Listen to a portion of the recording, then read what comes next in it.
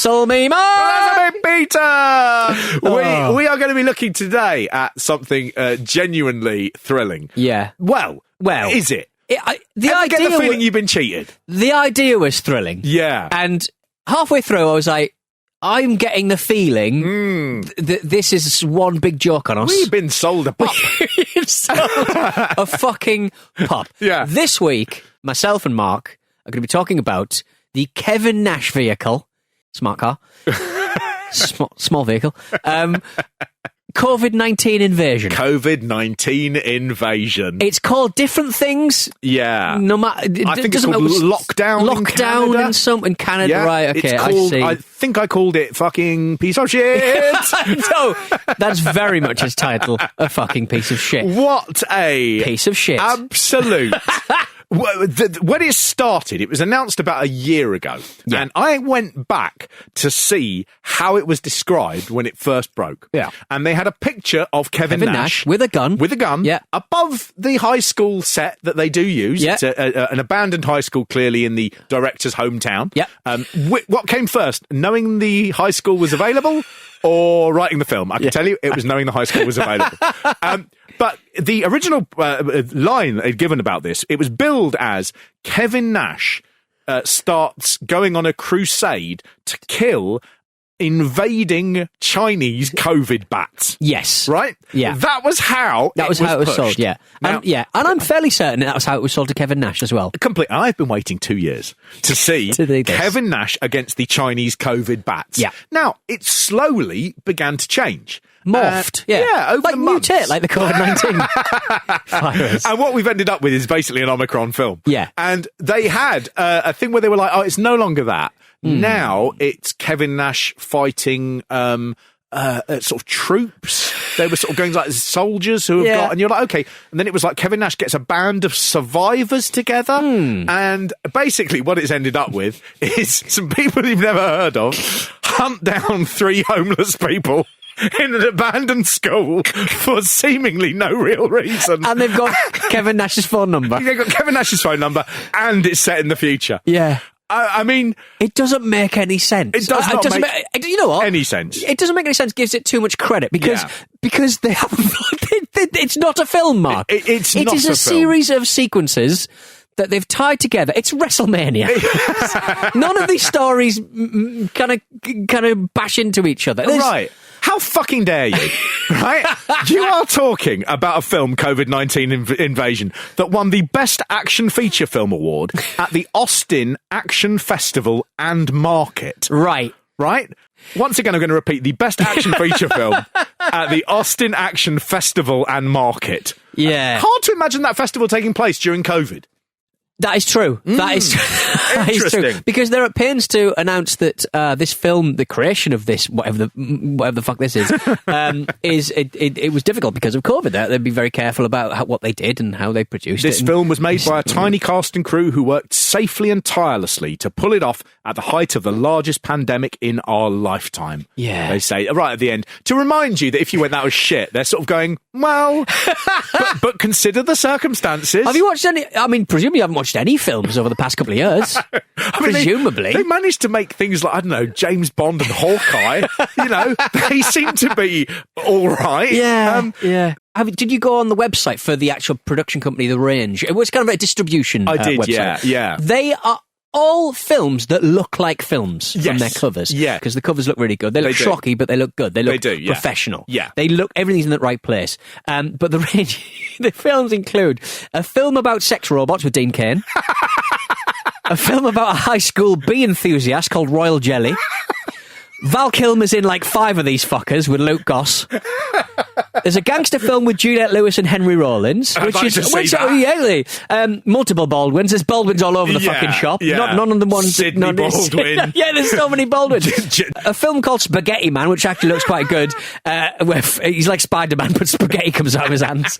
And a film about a killer caravan with Misha Barton from the OC. All of the stuff I want to watch, but I know within 5 minutes of watching the film, I'll go, oh. But that's the case with this one. It's a Kevin Nash COVID film. Yeah. But Kevin Nash appears in the first 7 minutes. For 2 minutes. For 2 minutes, and then is right at the end. Yeah. And that is a day's work. He is actually, in fairness, the best thing in it. By Well, a long he's shot. He is. I mean, he is the big name. I mean, it opens with him with a gun. It opens with Kevin Nash, so you can't say Kevin Nash isn't in it. No. From the moment it starts, you're like, Kevin Nash is in this. But I am not sick!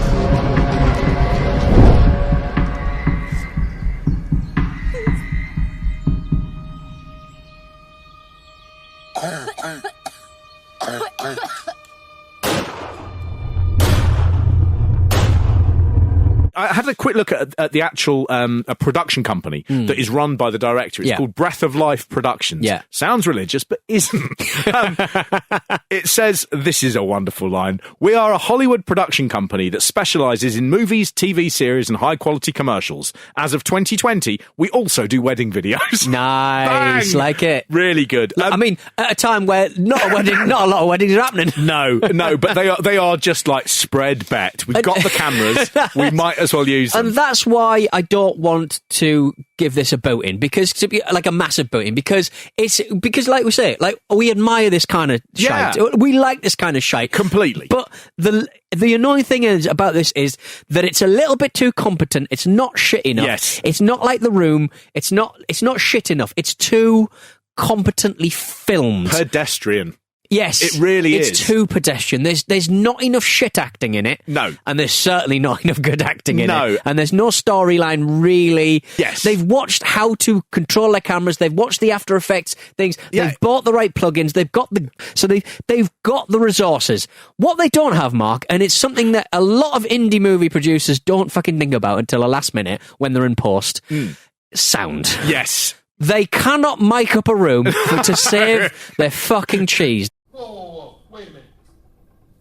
You want us to armor up, risk our lives. For what? Those two boys?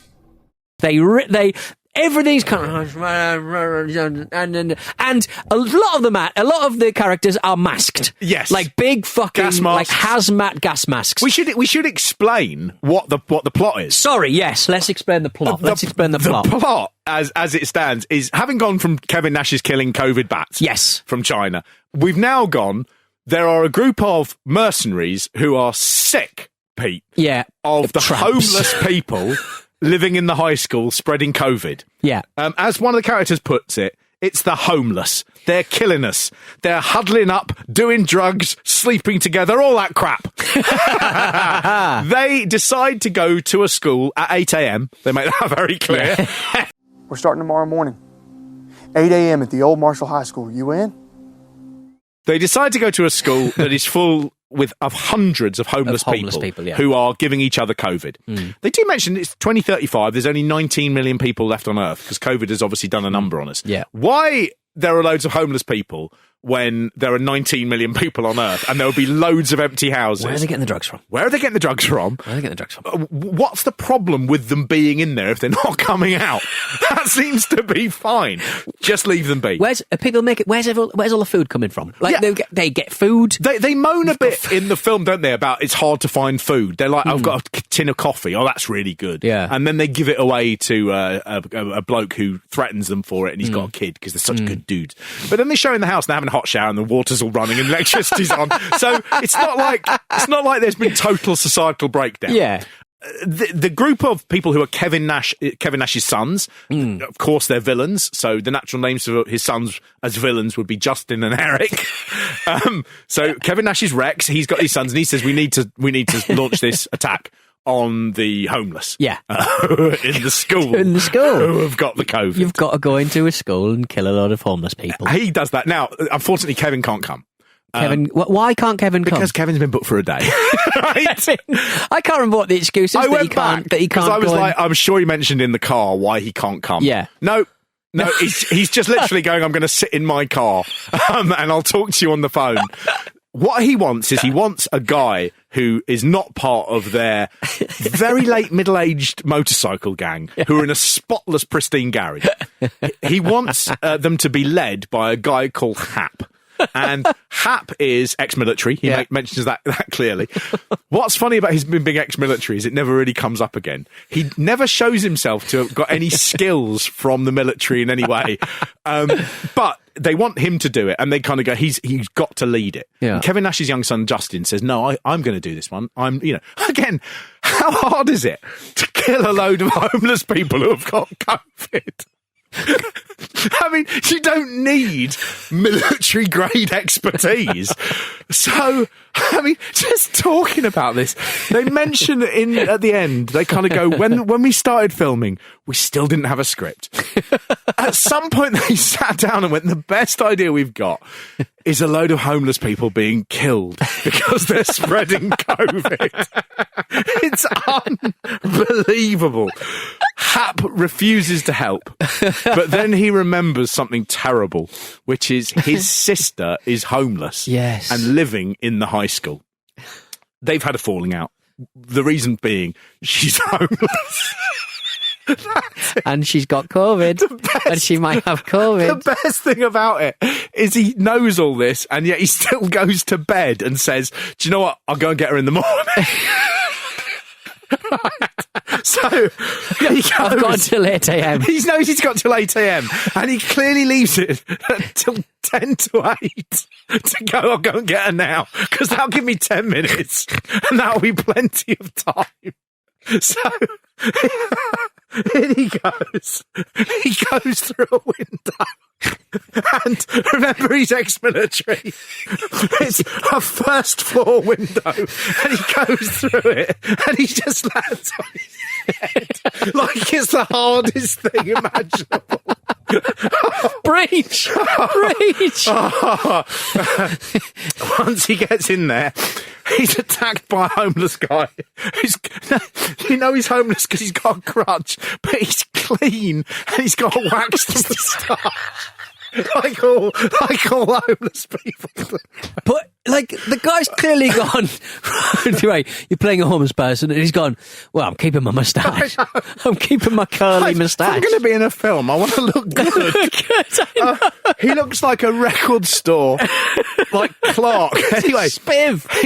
He does. Homeless spiv. Like, they fight. It shouldn't be that hard to beat a homeless man. He should be malnourished. He should be. He's not even dirty. But, I mean, there is no attempt at making this look like there is. Also, worth saying, throughout the whole film, I think we see 4 people who play homeless people. Yeah. It's an empty building. Yeah, it's supposed to be full. It's supposed to be crawling with it. They're saying it's packed full of them. Hundreds, they say at one point. And it's just empty sort of corridors where then suddenly there's one bit where a woman runs out with a blanket over her head. And the reason that happens is because we've seen her earlier and they don't want to use her again. Yes, of course. They have this fight with the homeless guy, and he does a snapmare on the homeless guy and then slams him. And then he grabs a disused CCTV camera, just pounds his head in. Yeah. Right? And he says, smile, bitch, you're on camera. Yeah. With Smile, bitch. You're on camera. The thing that gets me is, right, I mean, it's one of those ceiling-mounted 360 cameras you see in Marks and Spencer's. Globe. Thin globe. Yeah, thin plastic see-through globe. Now, he's murdered a man. Yes. With one... He's killed a man almost with smashing it. It doesn't even smash. No, it doesn't. It's like, because it's a soft plastic.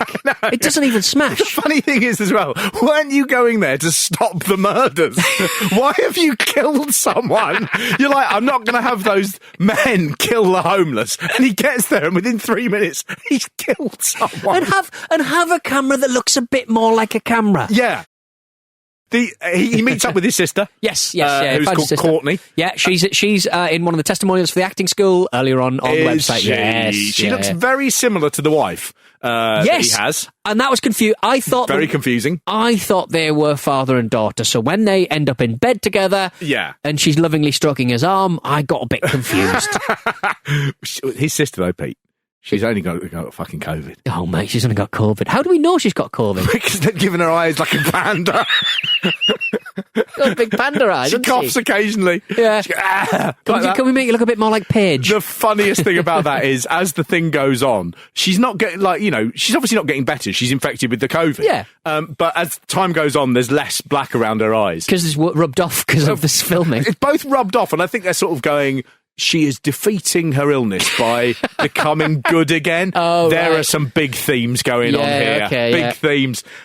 I kind of found myself watching this and going, I can't work out whether the school is abandoned or whether it's closed during COVID and they've sort of gone, oh, let's open some of the lockers and make it look a bit more. It did look like it was a transition period, but they obviously didn't have they weren't allowed to like paint stuff. It's Route 1 if you're going, it's been taken over by the homeless. You'd have loads of graffiti everywhere or mattresses, and they were obviously like, you cannot touch the walls. Cannot touch the walls. So it's sort drapes, of pristine. A lot of drapes. There's one scene where the lead gets to a room and he's drawing on a whiteboard like a shit picture of a top down view of the school. Yeah. He's gone, the school's a shit. We need to get out of this door. Blah blah blah blah. My favourite bit in that is his sister says, "How do you know there's a secret doorway there?" And he says, "I went to this school, remember?" If we can get through the school to this basement, there's a secret door in this basement that leads out of the school. And I guarantee you they don't know about it. How do you know all about it? I went to school here, remember? He does it, and then the camera sort of pans round. And this is like 2050, like presumably 30 years after the school's finished, right? And the homeless are here, and they're just getting by, and they're trying to buy drugs. And on one shelf, there's like 3 or 4 big gold trophies. They're just still there. Like, take them down, see if you can get a bit of money for them. There are some such funny bits. There's a bit where they hear someone coming in the room where he's doing the map, and he pushes a table over, and they hide behind it. And the table is so very thin, and you could just look over it. And the guy comes in, he looks around the room, and he knows not to look at the table. Because so you he can looks clearly see at it. the walls like they might be hiding on the walls. And he sort of gets in, and then someone goes, "I got one over here." And he goes, "I'm ready to go." Yeah. And he turns around, and the head pops up behind him. The table thing is, again, ex-military. You're like, is that the best it is? There's a table, hide behind it. They do that like it's a real, wow, clever. Yeah. Really thought that through. They tell you then at this point where he's found his sister and they're running around. As she says, they're everywhere. I mean, there are a maximum 4 and 6. The whole thing. There is no one in this school. Wherever they walk, it's empty. Yeah. Wherever you cut back to the baddies who are shooting, there's no one around. I was in a zombie film in Leicester in a school over the weekend or a college or whatever, and I was a cast of like 50 people. Yeah. Yeah, and that's Leicester. That's the basic, isn't it? That is the basic. This is made with 12 people, and they're not even going and just lie down there as a body, that sort of thing. It's so empty and sparse. Yeah. This apparently had a $3 million budget. Shut up. Which is a perfect example. That's exactly what producers do, though, isn't it? I could count that up. If you were given £3 million to make a film, would you make one that costs £3 million? Or would you make one that cost £150,000 and kept the rest for yourself? I know what I do. Well, that's very much not what we're saying on this show. I know. I'm sure it didn't happen here, but that's what I would do. There are some. I mean, there are some of those great bits where you sort of go proper B-movie crapness, which I really, really liked. There was one lovely bit where they are talking, Courtney and Hap, and they are sort of going, why is it that you won't ever listen? And they walk past one of the shooters who has obviously been left in a doorway, and they had no way of going, oh, we've got another shot of that. So they're just like, we just have to ignore it. So they're just having a loud conversation, and there's just a guy standing literally eight sort of feet away from them, and they just have to go pretend it didn't happen. Just move on. And those bits, you're like, oh, magic. That's a bit that they were really like, oh, fucking hell. But there's a midpoint where they fall out. Classic sort of the beats of a movie script. Yeah. She sort of goes, screw you and your invisible cape, like he's a hero. And he goes, no, screw you. Which I sing. So many times I came before God on my face begging you to come home. So many times I came before God on my face, begging him for you to quit and come home. is one of the lines again. Which I was like, well, that sounds weird. Sounds really weird. She basically, from what you understand from this film, she just made the decision to become homeless. There wasn't anything underlying it. No, it wasn't like she's. I'm just now homeless. I am So now you're homeless. doing it. There's a confusing bit where they get in a room full of tear gas and she goes down. Obviously, she has the COVID as well, so it's worse. And he manages to stab someone by accident, or the other guys do. It's all very confusing. And he sticks a gas mask on her face. And it acts like an oxygen mask. And she goes, like that, and manages to get back up. And I was like, oh, that's another thing that no one stepped in and gone, yeah, but it doesn't do that, does it? It's just a gas mask. You're treating it like it's oxygen. Well, it will do. Her panda eyes are beginning to disappear here. Yeah. The cure for homelessness and COVID turns out to be just running around. It's just a bit of respiration. Yeah. Have a run round. There's a big bit in a basement which goes on forever. Then they get tied to a chair back to back on a stage like in a cartoon. That's right, yeah. And the villain comes in and he begins to... They have a heart-to-heart, the ex-military man Hap and Courtney. And she says, why did you never come back for me? And he went, because it would have... I was scared of what it might do to the family. I just don't really understand two people. why. What, bringing her back? Yeah. We're happy. She's back now, yeah. I'm scared of that. I don't know. Do you want a hot shower? I made the decision to be homeless. He then reveals that their parents, who've not really been mentioned up to this point, didn't die of COVID-19, like you'd assume. Right. In fact, they were hit by a truck at a red light, Okay. which he feels is his fault because they were out looking for her and Right. he knew where she was but hadn't told them. Right. I mean, this is all stuff that you go, I can see what you're going for, but none of this really makes sense. None of this is making sense at all. Mention it before. Build it. Build it in. Don't just drop it on us. Remember your pig? What are you talking about pig for? He's here on the roof. What? Don't. The only thing worse than a homeless, drug-addicted whore is the man who would save you. Says Justin. Oh, right, wow. Sitting on the chairs. She spits in his face. Why is he getting so personal? She spits in his face. Oh, COVID-19 in your He says, face. somebody bring me soap and water now. Soap and water? I'm sorry. Hey, what did you say? Enjoy COVID-19. Oh, God! Hey, somebody give me soap and water now! And very confusingly, the homeless guy who was beaten up at the start by the ex-military man Hap, he then appears with a piece of broken mirror. Yeah. And they think, oh, he's absolutely not a mark on him, by the way, from the beating he's taken. From the camera, yeah. Because that camera was soft, Yeah, wasn't soft, it? yeah, malleable, yeah. He comes in and you think he's going to stab Hap, but instead he just stands in front of him and he says, thank you for caring about us. And he cuts the ropes and frees them. When you see that guy the second time, they do a close-up of him, and he's got a properly contoured beard, like Craig David nice. as well. Lovely. I mean, he knew he's playing a homeless man. Just cry out. Just his cry face out. up or something. Don't do it the night before and just go, I'm all, I've got my look going. I bet he didn't sleep all night waiting for that. Absolutely. He's like, this is going to be so cool. They would have told him 3 or 4 times, please don't, put wax on. Yeah. And he's turned up and they've just gone, it's not even worth it. If he's doing this... When's Kevin Nash coming in? I want to show him. I want to give him some artisanal coffee I've made.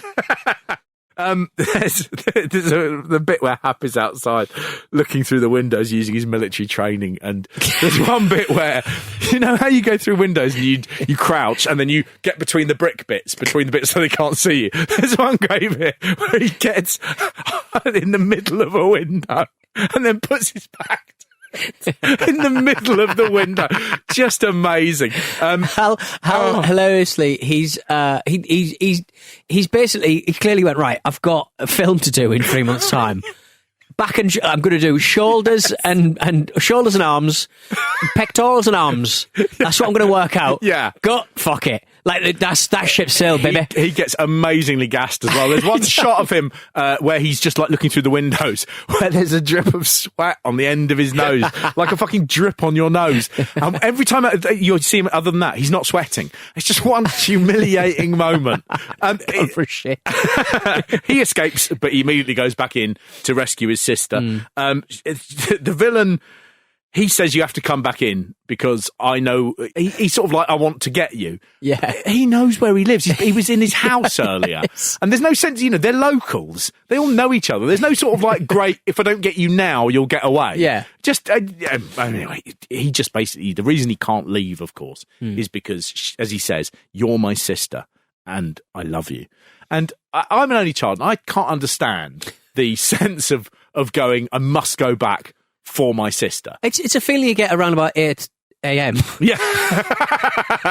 10 Is to every 8. morning. What's happening with my sister? 10 to 8. How's my She has sister? got a 10-minute window. If she needs help, I will help. After that, she's on herself. Turns out, though, they've also got his wife. Oh, Lordy. It's good to see the two of those together, the sister and Because the wife. they're very similar. They look like mother and a daughter. They clearly like went to the casting together. Do we know anyone else? Can you bring your mum in? The villain then turns to Hap and says, right, we're going to find out who you really love more. Right. Now, I don't think you'd go, well, my sister, obviously. It's outside the brief. Why are you doing this? It's not. Your brief was kill all the homeless people. We'll do that. It's not like Sophie's Choice, is it? Where you go, who do you love more, your wife or your sister? Who's homeless, you haven't seen for 3 years. Yeah. What time is it? It's not hard. I'll tell you what's right. This bitch spitting in my face and giving me a death sentence. He says he's got a death sentence from the COVID now. Yeah. For some reason, there's no one else concerned about getting infected from her. Not even Hap. He's got no sense of being worried. Got immune. But the wife gets shot by Justin. Bang. But then, what's that? It's a crutch has been thrown in. And for the second time, it's the dapper homeless guy. Man. He's back. He's back. He's the hero. He's the moustached hero. He does some good fighting here. Beats up all the villains. There's no sense of I mean, you sort of go, why didn't you make him homeless? And there's something about him like he's raving mad. Yeah. And just unstoppable. No. They just go, he's just... He could be like Charles Bronson. Yeah, exactly. Charles Bronson, the crazy guy who covers himself in butter and tries to fight a guard. He's just like a sort of, like an indie band manager who happens to be very good at jiu-jitsu. Yeah. That man then just goes outside and is shot. I mean, he's so bitty. So bitty. Justin, the evil guy, runs away. He shouts, everybody help! Room 107! Everybody help! Room 107! Which I like that the idea that in that chaos you'd be like, I do know where room 107 is. But I like villains shouting, everybody help. Everybody help. Everybody help. Courtney, she will not run. She will not run in the melee. God, why you got to be so hard-headed? And she explains why. She says, I felt worthless for a long time until you showed up. You made me feel like I had value. You gave me a sense of purpose. What conceivable purpose? Running around. She then gets shot through the head. Yeah. So, pointless, solved nothing. And they try and escape. The wife isn't dead. She's just been shot. In the arm, yeah. Varying amounts of blood each time you see her from now on. Up and down. She did look very much like she was dead in a pool of blood. By the time she's getting out, the T-shirt is pretty much clean. There's a huge bit that they really put a lot on about jumping out of a second-story window. Yeah. And she won't do it. And he goes, you've got to do it. And they just do it and they carry on. But she goes, I saw you jump through the first-story window. It was terrible. Yeah. It looked like it really hurt your head. There's a part of me that wonders if he did actually really hurt his head there. And they're like, that is quite exciting. We will keep that in. Yeah.